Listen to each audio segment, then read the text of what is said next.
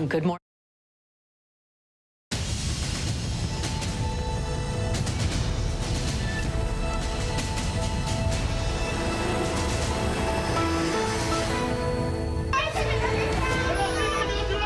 From social distancing to social unrest, a plainclothes police officer sprays a crowd of protesters in Hong Kong. The fight for democracy persists as the fight against the coronavirus rages on. Open season. Nearly every American state is easing restrictions by this weekend. Los Angeles beaches are reopening even as the mayor extends the stay-at-home through August.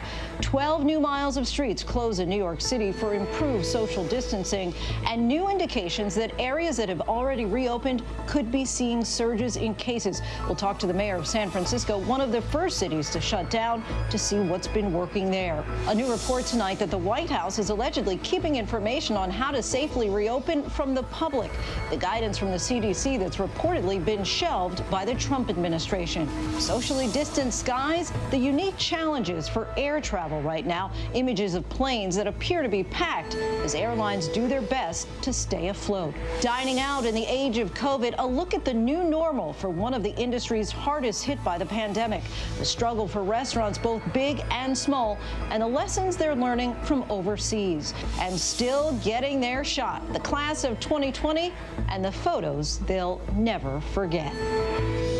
Good evening, everyone. I'm Lindsay Davis. Thanks so much for streaming with us. While there is so much that we are learning about COVID-19 at a rapid rate, we still don't know what we don't know. Tonight, nearly 1.4 million Americans have been confirmed with cases of the virus. But according to a new study in Indiana, the number of people who have been infected is significantly higher. This study indicates in Indiana alone that they are failing to diagnose 10 out of every 11 cases.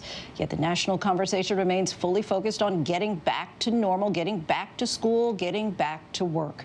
One person still actively on the job, Secretary of State Mike Pompeo, landing overseas wearing a face mask complete with stars and stripes. While many are moving forward full speed ahead, some fear we're flying blind. Our Tom Yamas leads us off. Tonight, 24 hours after America's top doctors warned about the dangers of reopening too quickly, evidence the coronavirus is spreading in the heartland. An internal administration document reportedly shows new cases spiking in Nashville and Des Moines. Central City, Kentucky reporting a massive increase as of May 7th. And now, Los Angeles County officials indicating stay-at-home orders may stay in place until August. We'll never be completely open until we have a cure. Protesters rallying in Michigan today in support of 77-year-old barber Carl Mankey, who's kept his shop open in defiance of state orders. Michigan Governor Gretchen Whitmer saying these protests risk a resurgence of the virus in her state. They are not wearing masks. They are not staying 6 feet apart. And then they go back home into communities. And the risk of perpetuating the spread of COVID-19 is real. And tonight, new reporting on those CDC documents that were supposed to provide guidance to communities and businesses on steps to reopen. The White House reportedly holding them back, saying they're too restrictive. CDC Director Robert Redfield asked when that guidance would be released. But we're reopening in Connecticut in 5 days, in 10 days. When are we going to get this expertise from the federal government? I do anticipate this broader guidance, though, to be posted on the CDC website soon. Soon isn't terribly helpful. Thank you, Mr. Chairman. Fearing a second wave, Harvard Medical School saying it will provide remote learning for students entering this fall. Just a day after Cal State University, the nation's largest four-year public university system, canceled all in-person classes for the fall. But at the University of Arizona, in-class learning will start on schedule this fall. The school taking testing into its own hands to protect its students. ABC News getting an exclusive look at how they plan to do it. At the heart of the project, the research labs, where they've created and now process their own diagnostic and antibody tests. If there's an outbreak on campus, you're going to learn about that right here. We will. The school's president, a cardiothoracic surgeon, telling me he's confident they can test, track, and help treat their 60,000 plus faculty, staff, and students, even reserving a dorm building to be an infirmary if needed. You know, this could be the blueprint on how to reopen, or it could be a blueprint for a disaster. Absolutely right. Have you thought about that? Oh, absolutely. Every day. Every day. We've got 104 days before we're scheduled to welcome people back to campus. It'll look very, very different. And still, with so many unknowns, some images of hope. Isaiah Wallman, the last COVID patient to leave this Tennessee hospital after fighting the virus for more than 50 days. And Tom joins us now from the University of Arizona. Tom, many students all over the country, like the ones there, face a rather uncertain future. What's that particular school's game plan? You know, they've laid out a blueprint, and they say they have about 100 days to figure out all the details. But, Lindsay, at the heart of this plan, the president, who, as I mentioned in the report, is a doctor, says is testing. And they're going to be able to do those tests right here on campus and read those tests. They say kids will have to wear masks. They'll have to social distance. And he acknowledges the really hard part, which is what happens off campus. But he says right here on campus, they think they can control this. They think they can contain this. And he says there's a risk versus a reward. It's an experiment, but it's one they're willing to try. Lindsay? Tom Yamas reporting in from Arizona tonight. Thanks, Tom. And now to Washington, where President Trump is responding to Dr. Anthony Fauci's stark warning yesterday about the risks of states reopening too quickly. The president today said, "We are opening our country." ABC's chief White House correspondent Jonathan Karl has the latest. Another sign of the times. Vice President Pence arrived at the White House today wearing a mask.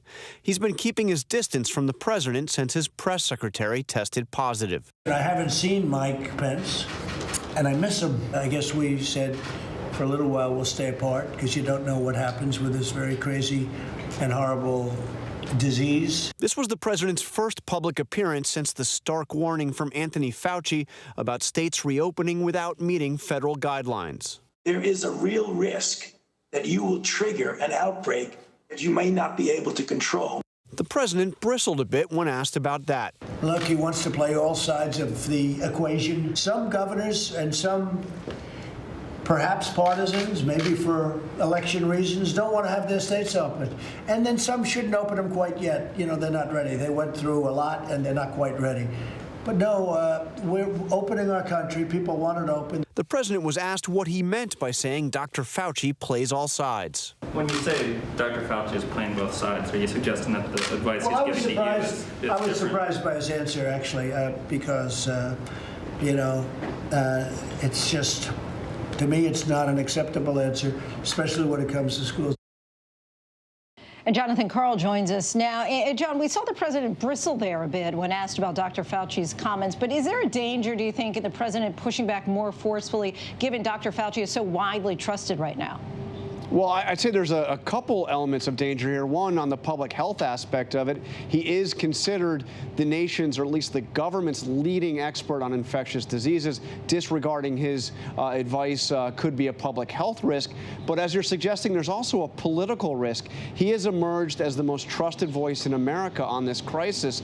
There was one poll out just this week that showed 67% of America trust what he is saying on this. That is nearly twice as many as said they trust what President Trump has had to say about coronavirus. So yes, a political risk as well. Lindsay. Jonathan Karl for us from Washington, D.C. tonight. Thanks, John. With the push to reopen, an important reminder that every city, every community, of course, faces new and different challenges. And there may be something to learn from San Francisco. It was one of the first places to shut down, and that decision is being credited with saving lives. Joining us now, Mayor London Breed. Thanks so much for your time, Mayor. Thank you. Now, your city of nearly 900,000 has seen only 35 COVID-19 deaths, and for about a month, you've had roughly between 70 and 90 people hospitalized. Obviously, no city is out of the woods just yet, but what do you think has gone right so far, and what advice do you have as other communities grapple with the difficult decision of when and how to reopen? Well, I think what's gone right is that we have a Department of Public Health who, from the very beginning, was paying very close attention to this issue and expressed concerns and the need to act quickly to avoid a surge in the number of cases here in our city. And so we acted quickly. We made sure that we communicated with the public every step of the way. And I think the cooperation of the people of San Francisco has really played a critical role in being able to flatten the curve. But also, we continue to try and remind remind people that we are not out of the woods yet. Los Angeles Mayor Eric Garcetti made headlines, of course, yesterday saying that some version of a shelter-in-place order may stay in effect there for 3 months. Could that be necessary, do you think, in San Francisco? And in your mind, does any city have a path toward normal without widespread testing or a vaccine? I think that what we have done, and it's really hard to say other than we put together the 6 indicators to help people to understand exactly the data, the science, the facts, and what we're using to determine the steps that we are taking to open. So, for example, on May 18th, we're going to be opening all retail establishments for drop-off and, for pickup and delivery. And those establishments have to be curbside businesses.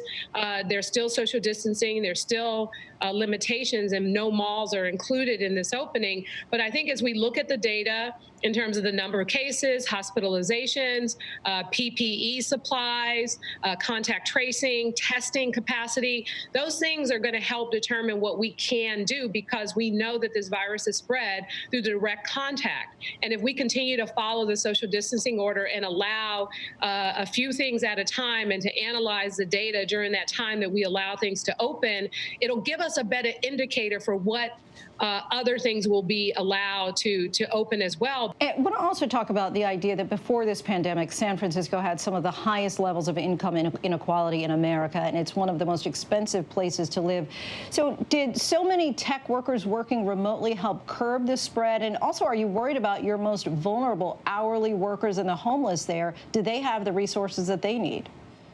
Well, what I appreciate about what we did from the very beginning, when we operated our emergency response, we embedded an equity team into our response so that we were getting to those communities that may not have access to the internet or to television or to social media, in communities in the outskirts of the city, and low-income communities and immigrant communities and our homeless population.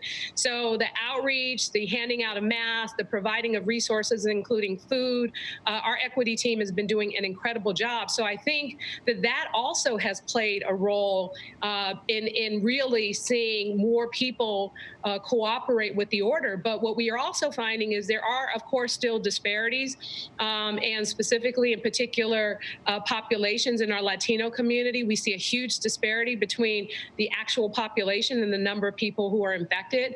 But we also see the disparities as it relates to people who are essential workers and people who have to go to work in order to make ends meet. And San Francisco has the most billionaires per capita in the world. By all accounts, about 75 live in your city. Until yesterday, the city's charitable fund had raised close to $11 million. And looking at the donor list, around 70 of those billionaires have not contributed to that fund. You just announced yesterday on Twitter that CEO Jack Dorsey is contributing $15 million. But do you feel that others should be doing more to help the city that they live in? I definitely think that if you can afford it, number one, you should be taking care of your workforce. And number two, you should be doing everything you can to support the kinds of causes that are going to lead to actual results for people. So we've done a lot of outreach in order to get private dollars into this fund to directly help San Franciscans. But we also know it takes a lot of work. It takes a lot of outreach. And I think that there is a shift in who actually are the wealthy in San Francisco. We had families who have historically been wealthy who their responsibility naturally, they believe, is to give. So even without asking, you have people like the Gettys and the Hellman Foundation and Salesforce. They just naturally contribute to great causes in our city, but others are not so forthcoming. And we have to make sure that they understand their social responsibility of being not only a San Franciscan, but someone who should be contributing to society in this way, because a lot of the money that's being made is really off the backs of a lot of the folks that we need to help right now. Right. We're talking so much about social distancing, but social responsibility also key. Yeah. Mayor London Breed, thank you so much for your time. We really appreciate it. Thank you. And turning now to the issues surrounding our food supply, the distributions and disruptions to the industry have not only made it harder to find certain foods, it's caused the largest increase in grocery prices in nearly 50 years, 2.5% just since last month. Our Victor Kendo has more. Tonight, those new numbers showing record-breaking prices at grocery stores are forcing families to make tough choices. If something's gone up $1, I'll either find an alternative or honestly not purchase it. Kelly Johnson from Dunedin, Florida, says her grocery bill has gone up $50 a week. But these shelves used to be full, overflowing. It's looking pretty bleak. Milk's going out. The single mother with 5 kids at home doing what she can until she can go back to her job as a restaurant manager. We sometimes have to skip meals. We're down to 2 meals a day. It feels like I'm failing as a mom to take it to that extreme. It's the biggest jump in food at home prices in nearly half a century. Eggs up more than 16%, hamburger meat up nearly 5%, chicken up nearly 6%, some pork products up more than 10%. Before the pandemic, Americans were spending more than half their food budget on eating out. People are staying home, they're not going out anymore, and so there's a big increase in regards to sales in grocery stores. Grocery stores are seeing on average over 25% sales increases. The other byproduct of increased demand that's hurting families are less deals. A lot of these grocery stores are not offering things on sale. You're really going to have to do your due diligence as a shopper because you're not going to see many promotions in these stores anymore. Victor Akendo joins us now. And Victor, the strain is not expected to get better anytime soon. Prices are only expected to keep climbing. Unfortunately, Lindsay, those prices are expected to keep climbing. Some experts predict they could go up 4% by the end of the year, and right now, every little bit makes a difference. Certainly does. Okay, Victor Akendo for us. Thank you.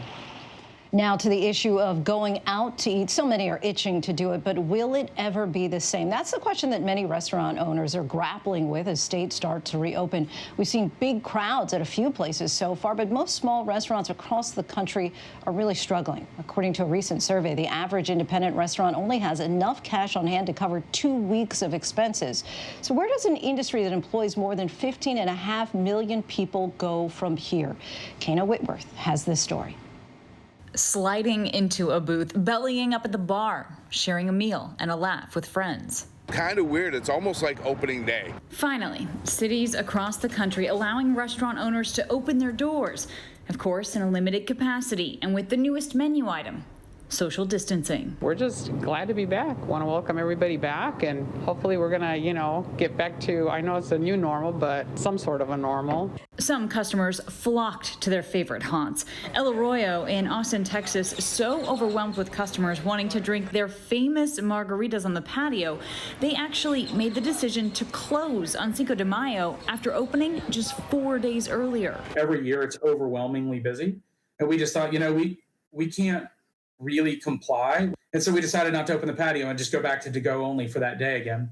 And that hurt our revenue, of course, but we thought it was worthwhile.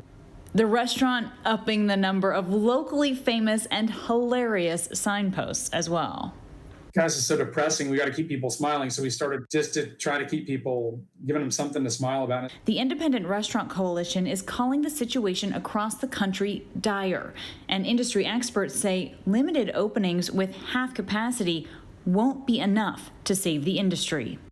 Hey everybody, here we are in Quarantine Cuisine. Kat Cora, the first female Iron Chef and owner of 18 restaurants, isn't sure things will ever be the same. Play out. And I think it's going to take us at least a year, if not longer, to get to some kind of new normal in restaurants, and it's going to look very different. A recent survey estimates that restaurants have only a 30% chance of staying open long term if the COVID-19 pandemic lasts 4 months. That's the lowest odds of survival for any industry. Those who have remained in business, like Elizabeth Blau of Honey Salt in Las Vegas, have revamped their operations, creating travel easy meals, delivery and pickup operations. It's a fraction of our normal restaurant revenue, and there'll be cars lined up out front to pick up their brunches, but it's really sad to see the chairs piled up and the tables pulled away, and no one dining, no one bellied up to the bar. You're the you're the first. I was saying it feels so strange to stand here. Well, everybody was still just trying to figure out what was going to happen, and we pivoted and we started to-go margaritas and delivery margaritas. And we ended up doing massive volume. We were able to rehire our employees. So we were really lucky to be in front of it, fortunately. But for most restaurant owners, they are lucky just to keep some of their staff employed. A recent James Beard study saying on average, restaurants have laid off 91% of their hourly workforce and 70% of salaried employees. Michael Schulzen, who owns 7 Philadelphia area restaurants, had to let go nearly all of his employees. We unfortunately had to lay everybody off. We have 1,500 employees. But we decided that my partner and I and my wife, we would go in the restaurant once a week, and we would treat it like a grocery store for all our staff members, and they could come in and just pick up food, and we would give it to them so they could kind of get through this crisis. Governors allowing restaurants to open in several states across the country, but with their limited capacity rules, owners are still facing a dilemma. Fewer customers buying food from a restaurant that has the same operating costs. Schulzen is among several restaurant owners who say that business model simply doesn't work. Talking, 30% occupancy, delivery, 6 feet apart. All of those things don't work for restaurants. If you go with that model, you still have employees to pay, you have utilities, you have rent, you have garbage, you have food costs, you have liquor costs, you have all these expenditures of a restaurant, but you're probably going to do 70% less in sales. Dining out won't really be a part of American culture again until customers feel safe. But when is a big question for restaurant employees, especially in hard-hit New York, where about 80% of restaurant and bar workers have been laid off. Chef Tom Colicchio, whose hospitality group runs multiple upscale New York restaurants, says he will follow the customer's lead on reopening. It's not a question of when we open. It's a question of when the dining public and the public feels comfortable going out and into a crowded or even a semi-crowded space. Listen, I would not take my family out to a restaurant, and I have to assume that a lot of people aren't going to do that. In Italy, the European country hit the hardest by the pandemic, many diners expected to enjoy their meals in a plexiglass partition. This restaurant in Seoul, South Korea has 2 screens separating each table, and customers are asked to sanitize their hands upon entry. And some reopened restaurants in China now require temperature checks at the door, full body sanitation, or they use robots rather than waiters to serve food. I foresee us trying a lot of different inventions. I think people will be coming up with all kinds of interesting things. It's going to be interesting to see what people come up with throughout this process to make dining, to create this new normal. Some owners say it's simply not safe to open their doors yet. Kevin Antoon of Southern Grist Brewing in Nashville says despite his commitment to keeping the staff and customers protected, they can't provide the testing the state requests.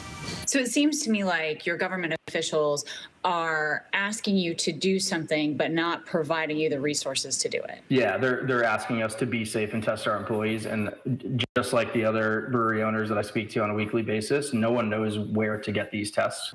He has managed to keep 100% of his staff employed, partly because of a temporary amendment to distribution laws, allowing customers to get beer delivered or pick it up curbside. That amendment expires May 31st. And that's where we're going to hit a big problem, and we're still not going to open. We will not put dollars in margin before human lives and health. It doesn't matter how much sales are down. We're putting the public at risk, and we will not do that. We will shut down before we do that. An industry that has more than 1 million operations across the country is now in need of a bailout. Nearly 70% of restaurant owners say they will need a cash infusion of $50,000 just to make it another month. The Independent Restaurant Coalition was formed to help the 11 million people employed by approximately 500,000 local restaurants affected by the coronavirus crisis. They currently have a stimulus bill in front of Congress. One of the founders of that organization is Chef Tom Colicchio. He says this isn't just about helping owners like him, it's about the little guys, the lifeblood of communities across the country. You know, if you look at restaurants, especially small independent restaurants, they're usually really sort of based in anchors of the community. And you think about where you celebrate birthdays and anniversaries and all these different milestones. You go to that nation. Yes, we need to take care of our health. We need to eventually take care of the economy. But we need these cultural institutions, these community centers there so we can feel normal on the other end of this. Husband makes a paella. When we can put that dish on a table in front of a guest, then I'll feel confident that things are going to be okay. Our thanks to Kana Whitworth for that. And when we come back, neighbors saving neighbors, the door knock that resulted in a life potentially saved. The race for a vaccine. We go inside the Michigan factory of a pharmaceutical giant where they are ramping up to produce a vaccine as soon as it's ready. And we've seen the images, planes full of passengers, not much social distancing happening. Is there anything that can be done? And if so, who makes the call? But first, here's some of the trending stories on abcnews.com.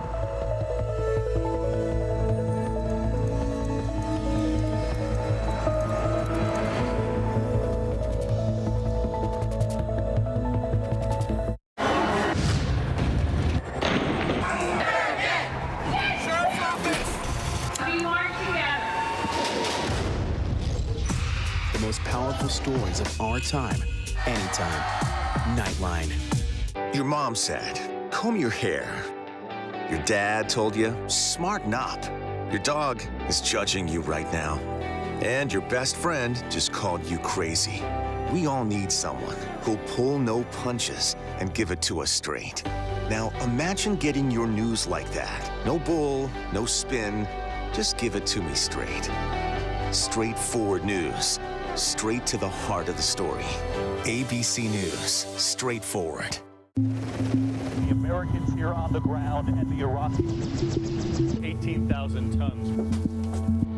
Patatas. Ismail? David. Over ground zero from Hurricane Michael. You can see just home after home. David, nice to meet you. This was your view. My favorite view. Thank you very much. Thank you. Good morning, sunshine. Good morning. Good morning. Oh, I'm grateful you woke up this morning. Good morning, sunshine. Good morning, sunshine. We've been waiting for you. Say good morning. Good morning, sunshine. America. Say good morning. I want you to wake me up. Right now, how do you make sense of it all? Now, afternoons on ABC, one place with the good information you need. We are all in this together, and we're going to get through this together. Pandemic, what you need to know. Afternoons at 1 Eastern, 12 Central and Pacific on ABC.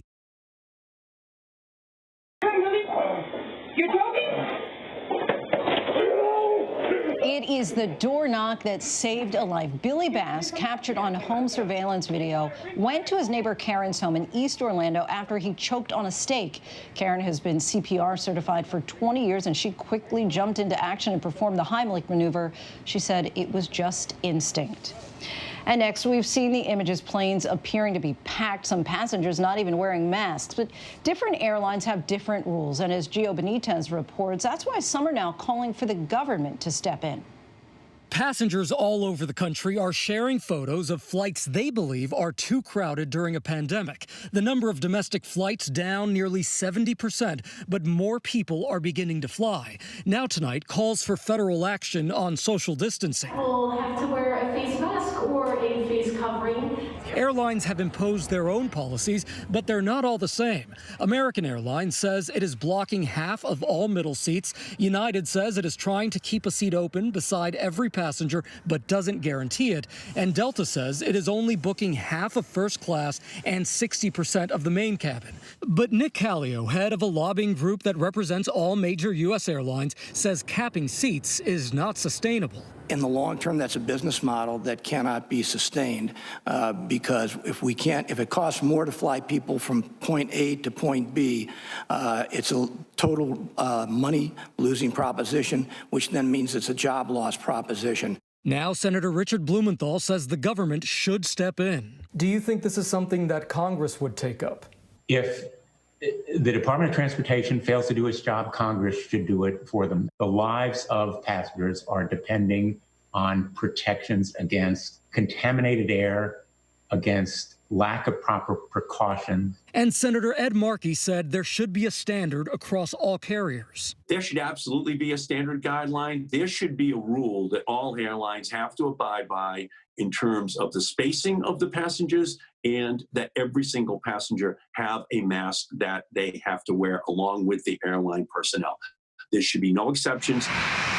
Many in the aviation industry want federal guidance too. Sarah Nelson heads up the largest flight attendants union. DOT needs to take action here. This really has to be directed from the government, because safety cannot conflict with the airline's desire to try to get revenue right now. In addition to those social distancing measures, all airlines have mandated face coverings be worn by passengers and crew.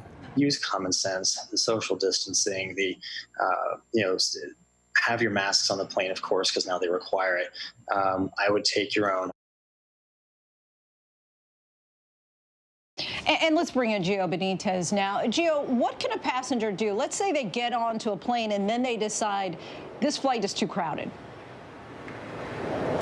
Yeah, and we're hearing some of those stories, Lindsay, but every major airline tells us if you don't feel comfortable, you can go ahead and get off that plane. They will change your flight for you if you're not feeling comfortable, even if you've already boarded the plane. And Lindsay, also, we've learned from United that they're actually going to call passengers a day before a flight if they see it starts to fill up, so they get a chance to go ahead and change those plans. United being especially proactive there. Okay, Gio Benitez, thanks so much. And we still have a lot more to get to tonight here on ABC News Prime. Out of prison, President Trump's former campaign manager is heading to home confinement to serve the remainder of his term. Why he was let out. Rogue electors. Does a member of the Electoral College have the right to go against their state's vote? The Supreme Court on the case. And several state budgets continue to implode. Up next, a look at the numbers. And our tweet of the day. President Clinton honoring Stevie Wonder on his 70th birthday.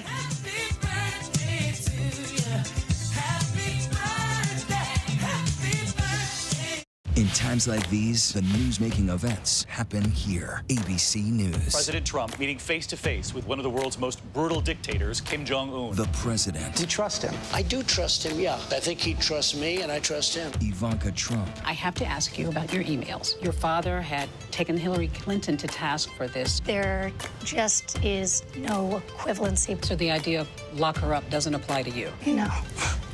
Comey. How strange is it for you to sit here and compare the president to a mob boss? Very strange. Michelle Obama. What do you wish you could tell your pre-White House self? Whew. Melania Trump. Do you think there's still people there that he can't trust? Yes. Still working now? Yes. Michael Cohen. So he's still lying? Yes. It's a big statement. And now, in a year with so much on the line, we're right there. Good evening tonight from Washington, a very busy news night. America's #1 news source, ABC News, straightforward. We move up to the vehicle. He detonates the bomb. The heroes who stopped the killer, who held the city of Austin hostage for 19 days. It's a tripwire. All hands on deck. The clues, the Home Depot video, that truck, and the agent who connected the dots. It was exactly the vehicle that we were looking for. Inside the investigation, Vans made contact. the takedown of the bomber. Now streaming on Hulu. Friday night. She's like poison candy, attractive on the outside, but deadly on the inside. She wanted the money. She wanted the house. She wanted it all. Police department, open your door. Your wife has hired a person to kill you. Did you want your husband dead? Absolutely not. 3 words to describe Dahlia. Liar, liar, liar. Now, new interviews, stunning details. I was shocked. Down payment on death. The new 2020 event special. Friday night at 9/8 Central on ABC. Welcome back. A headline this morning in USA Today caught our eye, reading state budget hits due to coronavirus are trickling in, and it's not pretty. And as states have started reporting their tax collections for March and April, the numbers are stark. Let's take a look by the numbers. States across the country have been hit hard. Revenue in Georgia was down $104 million compared to March of last year as the pandemic first took hold. Texas saw tax collections drop $950 million, driven in large part by the downturn in the state's oil industry. And in hard-hit New York, local sales tax collections were down 24% statewide in April, with New York City alone seeing $142 million in lost sales tax revenue. Overall, the Center on Budget and Policy Priorities estimates state budget shortfalls will reach about 10% this fiscal year and more than 25% of the 2021 fiscal year. House Democrats this week proposed $875 billion in aid to help state and local governments weather the impacts of COVID-19, but Republicans aren't likely to back that effort. Without some aid or revived tax revenue, massive state budget cuts may be coming soon. That's because, unlike the federal government, 49 of the 50 states have laws that require a balanced budget. And when we returned, the first district attorney in that controversial case of the black jogger killed is now speaking out.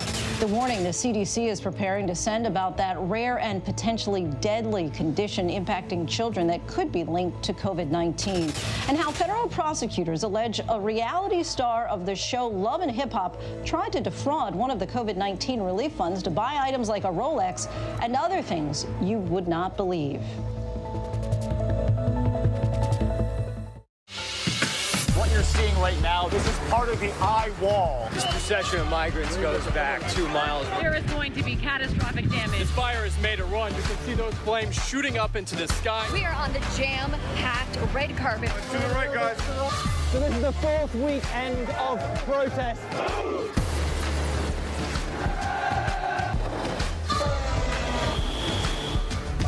Watch ABC News on location for Facebook Watch. Sex, gambling, fraud, betrayal, and murder. Cutthroat Inc., the podcast. A family on a mission to find their son.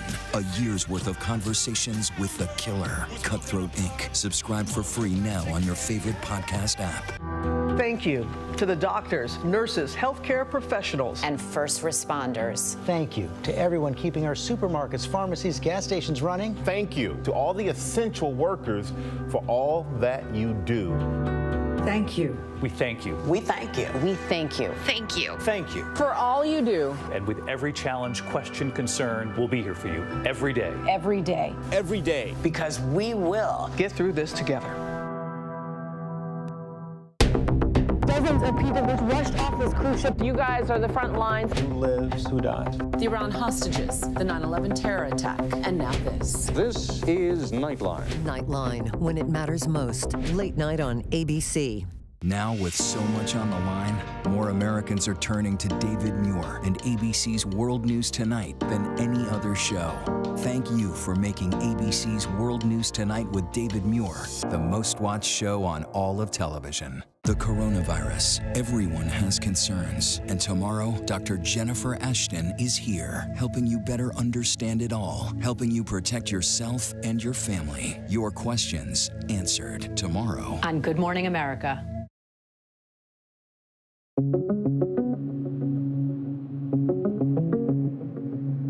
States across the country are in various stages of reopening. New York State is a few days away from loosening restrictions in the Finger Lakes. The number of hospitalizations are down again, so that is good news. It's a big step for Angelenos. LA County's beaches are open again after they were closed for 2 months. There are restrictions. But as many states around the country ease restrictions, some are pumping the brakes. In Georgia, one of the first states to push to reopen, the governor now issuing a new executive order saying live performance venues, bars, and nightclubs must remain closed through May. We believe that waiting a little bit longer will enhance health outcomes. 3 of Florida's deadliest days during this pandemic have come since the state began reopening many businesses last week.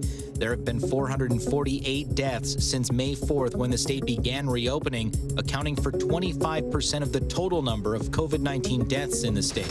Of the 33 million people who have applied for jobless benefits, lower income households have been hit the hardest. The Fed chair says for households making less than $40,000 per year, 40% of people had lost a job. Additional fiscal support could be costly, but worth it.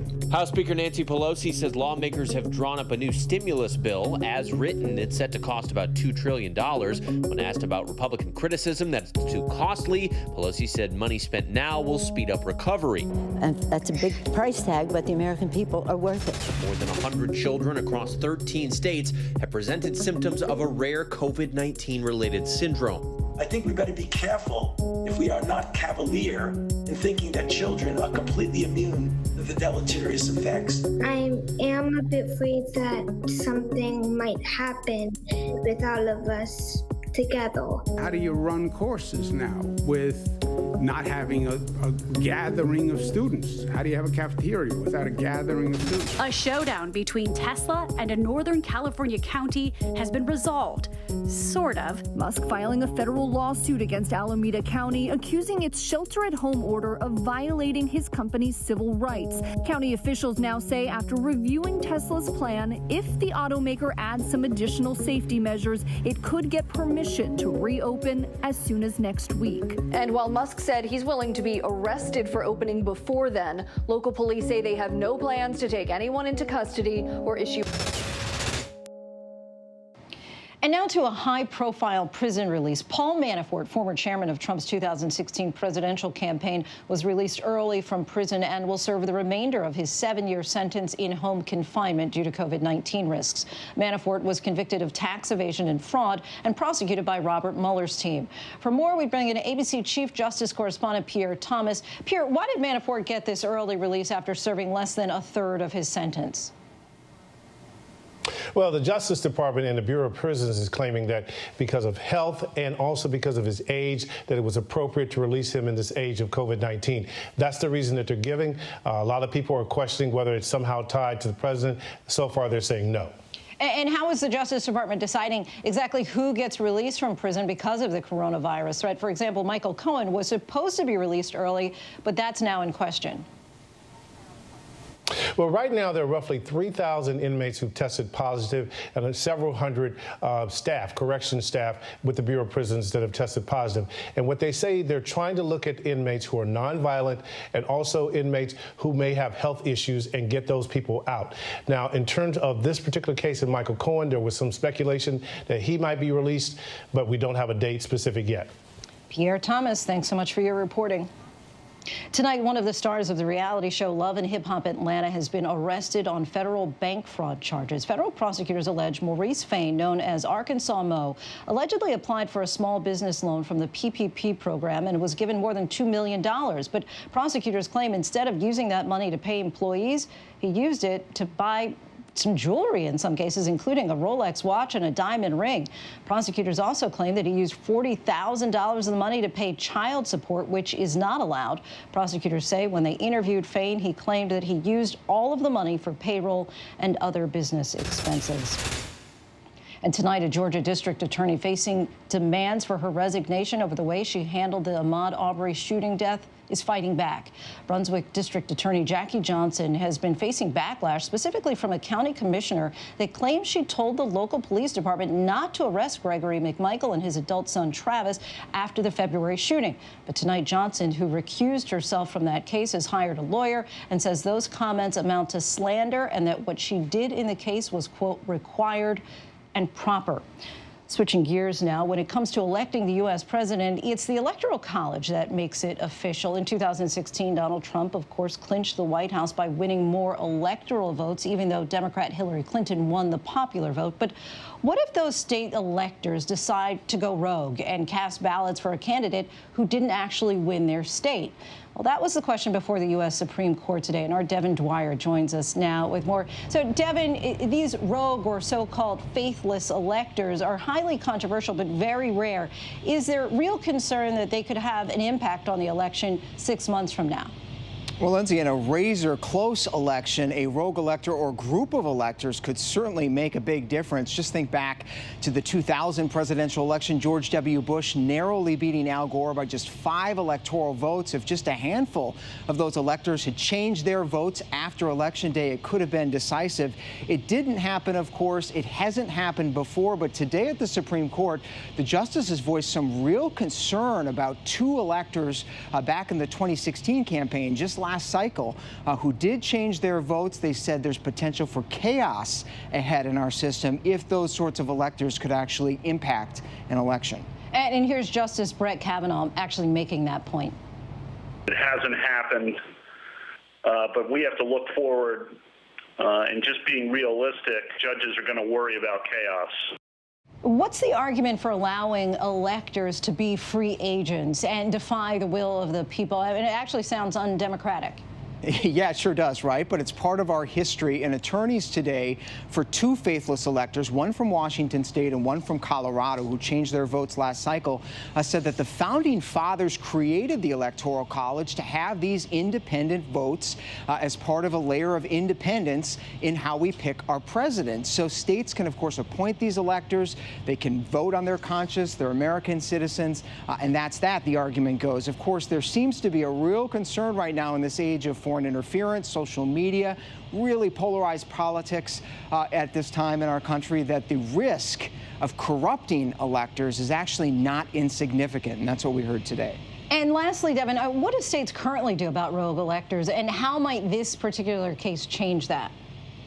It's a great question. 23 states right now, including D.C., actually have laws on the books requiring their electors to vote the way the people do, the popular vote. They can remove electors. They can penalize them in the presidential election if they don't vote a certain way. And the justices today seem inclined to allow those state rules to stay in place, but we'll get their final decision sometime next month. Lindsay? All right, Devin, thanks for breaking that all down for us. We appreciate it. And we continue to follow that mysterious illness impacting children that may be linked to COVID-19.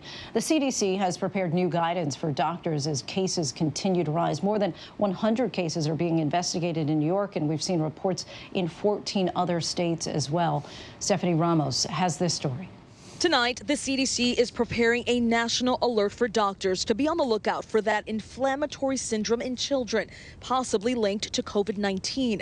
Concern now growing. 16 states are reporting cases. Just days ago, 14-year-old Leah was rushed to the Randall Children's Hospital in Portland, Oregon. It was super weird pain that I was having. Like, it wasn't normal. It was like my stomach was hurting. I was like really hot.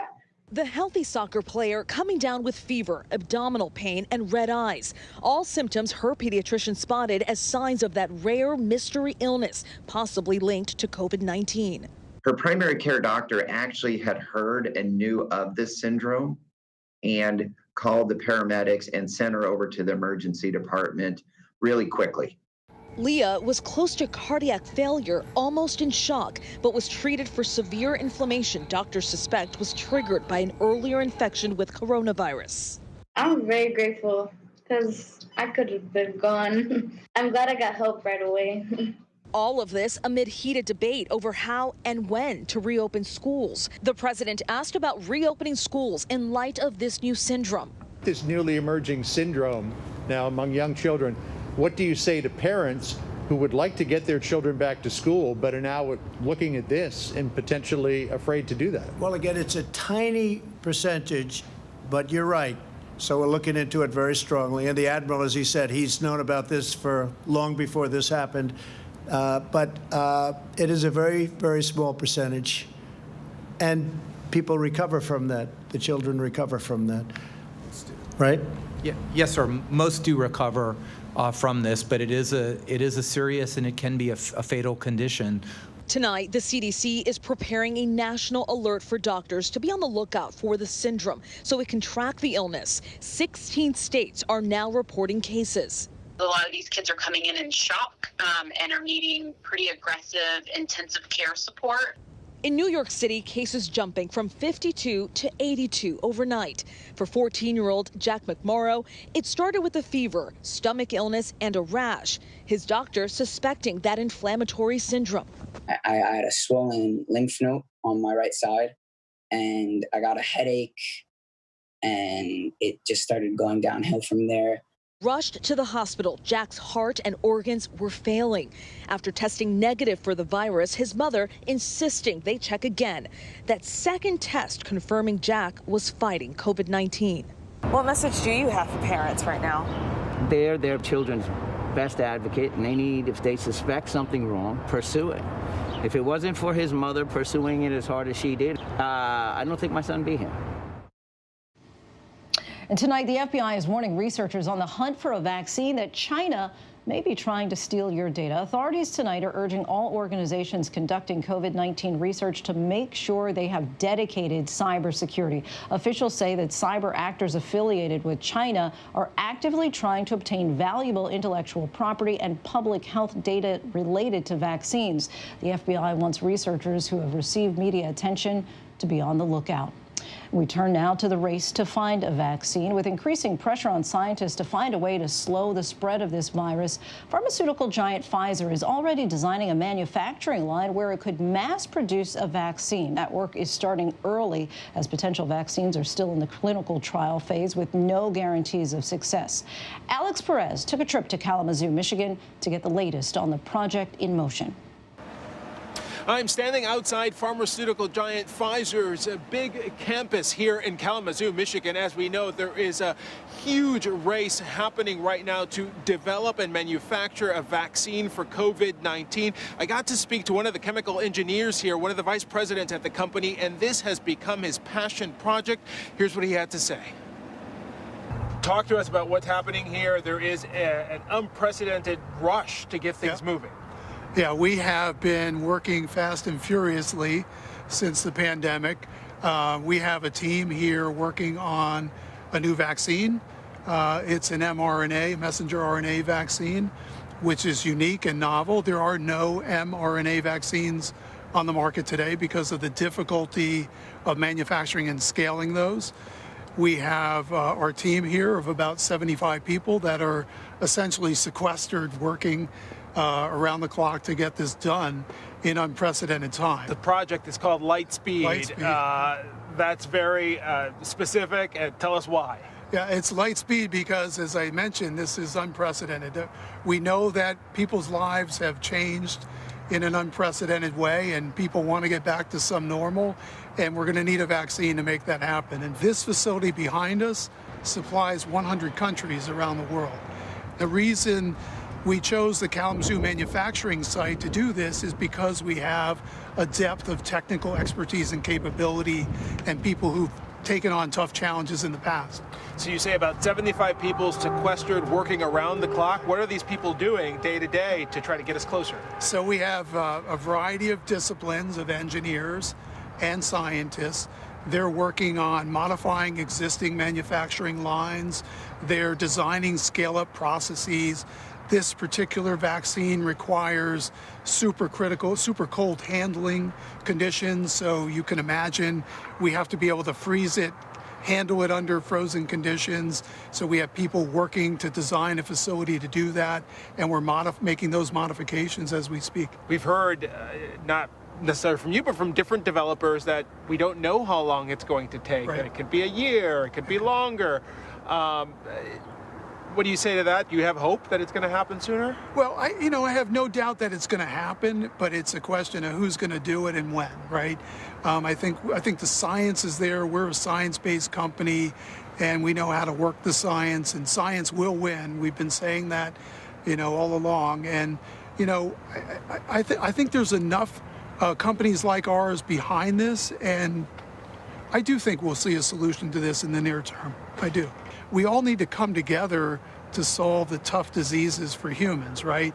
It's not just a single entity. And if we partner, we can have much more power together, and we can solve these issues.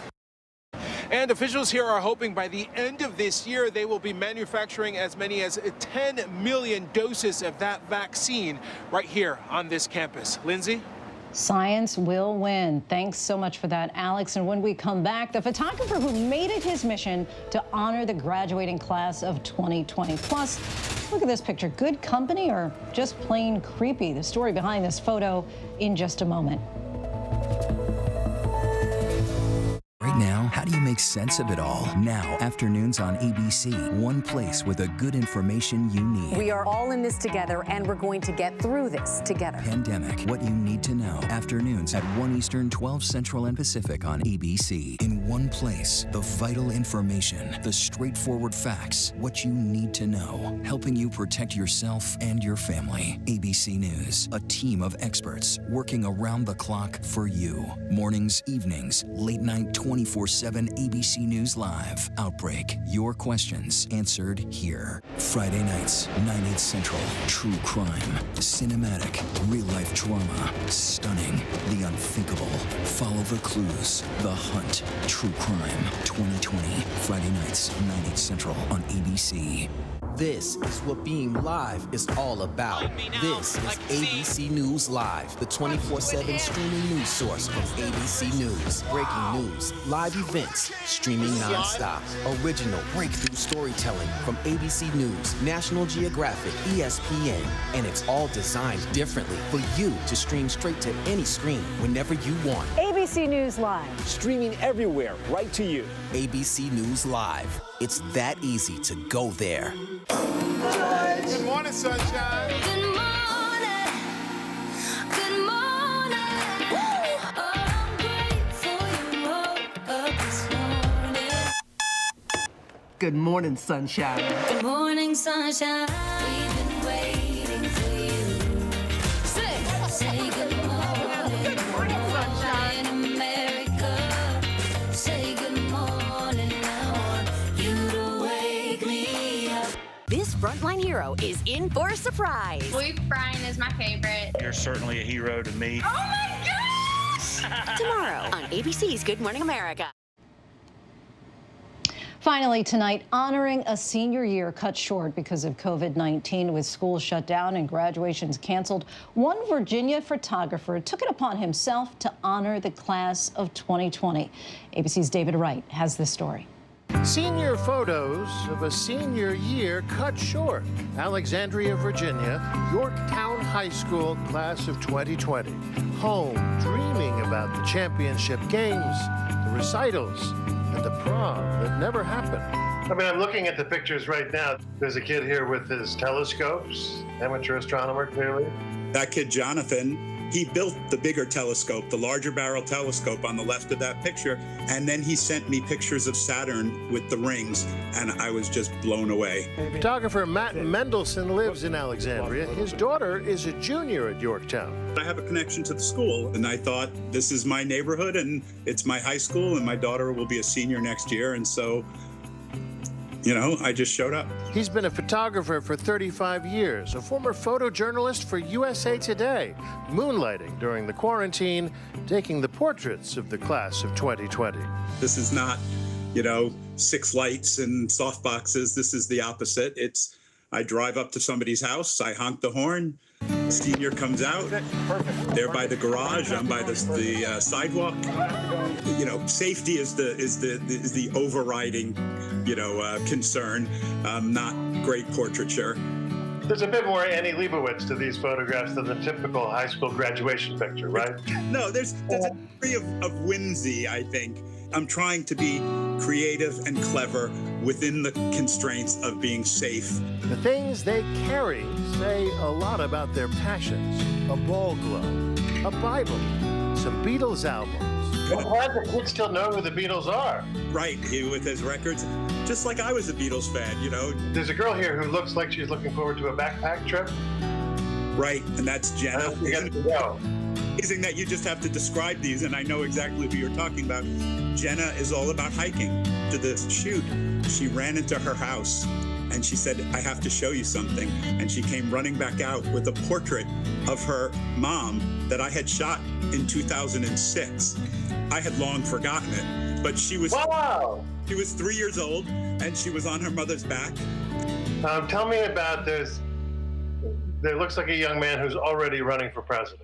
That is Peter, and Peter is a remarkable young man. He wants to be the first congressperson with cerebral palsy, and every student reveres Peter.